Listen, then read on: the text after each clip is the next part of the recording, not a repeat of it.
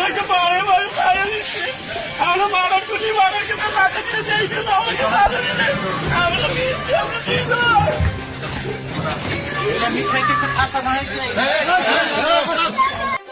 আজ আপনারা জানেন যে গত বছর যে শামশেরগঞ্জে অ্যাট্রোসিটিসগুলো ঘটেছিল তার মধ্যে একটা মামলা শামশেরগঞ্জ পিএস কেস নাম্বার 233/2025।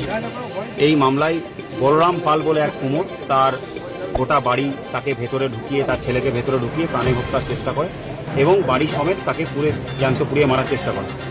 সেই তদন্তে নেমে অভিযোগ পাই, একটা নির্দিষ্ট অভিযোগ আসে এবং নির্দিষ্ট অভিযোগের ভিত্তিতে পুলিশ তদন্ত নামে এবং পুলিশ 12 জনকে অ্যারেস্ট করে। এই 12 জনের বিরুদ্ধে যথাসময়ে পুলিশ চার্জশিট দেয় এবং আমরা কাস্টাডি ট্রায়াল সম্পন্ন করি। কাস্টাডি ট্রায়াল সম্পন্ন করার পর কোর্ট ভারতীয় দণ্ডবিধির 191(2), 331(5), 332(b), 326(g), 109, 324(6), 151(2) এবং 326(f) এবং 3/5 এই ভারতীয় দণ্ডবিধির মামলায় এদেরকে দোষী সাব্যস্ত করে এবং তার আজ রায়দান ছিল। সেই রায়দান অনুযায়ী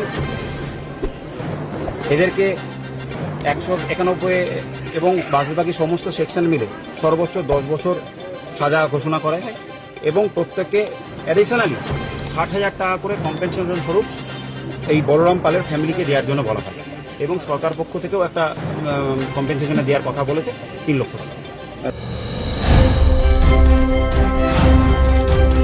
নিউজ বাংলা প্রাইম।